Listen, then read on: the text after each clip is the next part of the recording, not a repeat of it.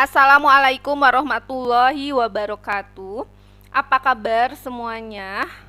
Kali ini saya mau berbagi pengalaman pemberkasan CPNS berdasarkan pengalaman pribadi saya tahun lalu.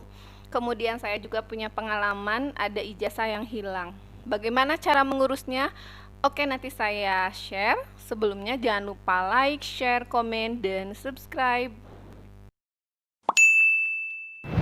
Teman-teman, pengalaman saya waktu itu pernah ikut CPNS di Pemprov Jabar. Perjalanannya SKB bulan Agustus 2018, pengumuman Desember 2018, pemberkasan Januari 2019, SKCPNS atau TMT ya terhitung mulai tanggal per 1 Maret 2019 dan penggajian mulai bulan Mei 2019. Nah, ini contoh kelengkapan berkasnya. Mungkin kurang kelihatan ya, saya coba jelaskan lagi. Pertama, pas foto ukuran 3x4 itu berlatar belakang merah 10 lembar. Kemudian fotokopi KTP dan boleh menggunakan surat keterangan ya. 3 surat lamaran, 4 tanda peserta seleksi CPNS asli. Itu biasanya kan sebelum SKB ada tanda pesertanya di print ulang. Kemudian daftar riwayat hidup, fotokopi ijazah dan transkrip nilai itu berdasarkan pendidikan terakhir. Kemudian surat keterangan jasmani dan rohani, SKCK, surat keterangan bebas narkoba. Kalau saya di rumah sakit pemerintah karena tidak di BNN ya, karena sepaket nanti dengan tes kesehatan dan tes kerohanian. Kemudian surat keterangan tentang pengalaman kerja. Karena saya tidak linier, jadi saya tidak memasukkan pengalaman kerja. Kartu kuning dan surat pernyataan 5 poin dan 7 poin biasanya di-download dari BKN. Kemudian bagaimana dengan ijazah SD sampai SMA? Jadi pengalaman saya itu tidak dikirimkan pada pemberkasan awal. Pemberkasan awal itu yang barusan listnya saya sebut, saya kirim lewat pos ya waktu itu. Nah, tapi si ijazah SD sampai SMA ini diupload, jadi diarsipkan di situs karena Jabar itu kan menggunakan arsip digital, namanya Siap Jabar. Tapi balik lagi ke kebijakan masing-masing instansi teman-teman ya. Bisa jadi teman-teman mengumpulkan ijazahnya di awal.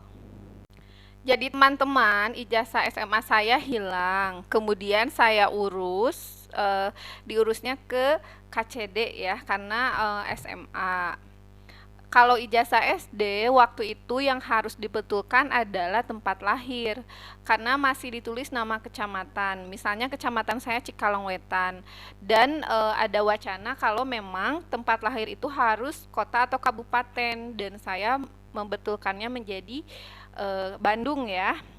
Jadi saya membetulkannya ke sekolah SD, ya ke SD dan UPTD. Kemudian ini contoh surat pengganti ijazah yang hilang. Jadi kalau ijazah hilang itu tidak bisa dibuatkan lagi ijazah, tapi berbentuk selembar kertas. Jadi saya sebelum ke KCD itu saya ke Polsek dulu meminta surat kehilangan.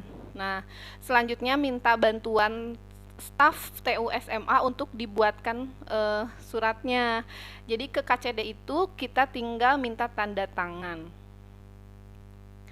Nah, ini ada surat lamaran.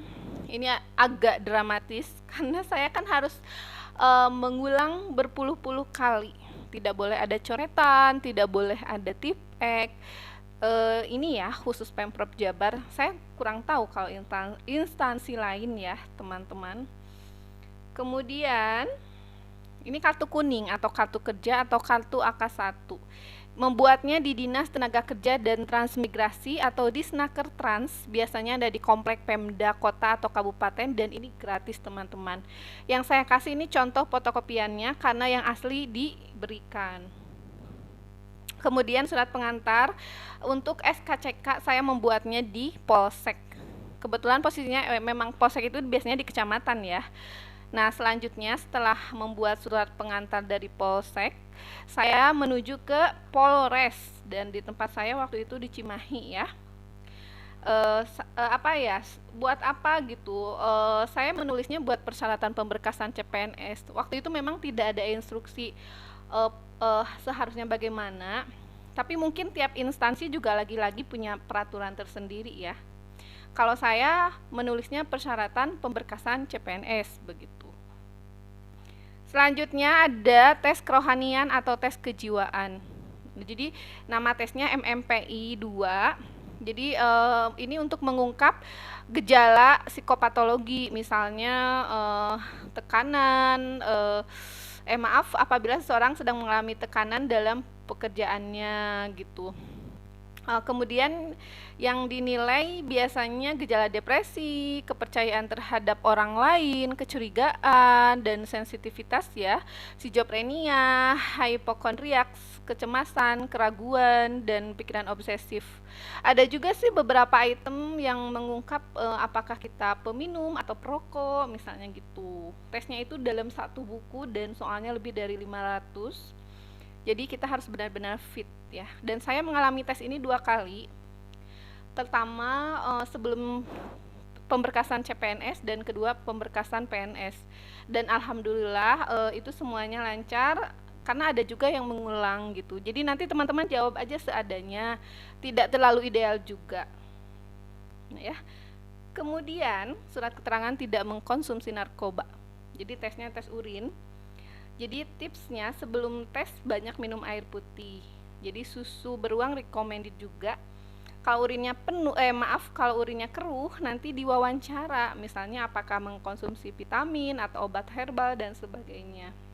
Kebetulan waktu itu saya termasuk yang diwawancara karena agak kuning ya, maksudnya itu apa pengaruh vitamin seperti itu. Nanti ditanya sama dokternya. Oke, sampai sini teman-teman, maaf ya kalau ada kesalahan.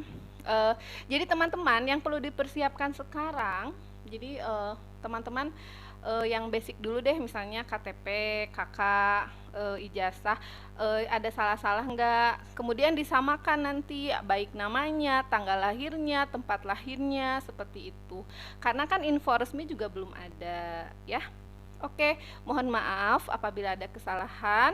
Terima kasih, sampai jumpa lagi.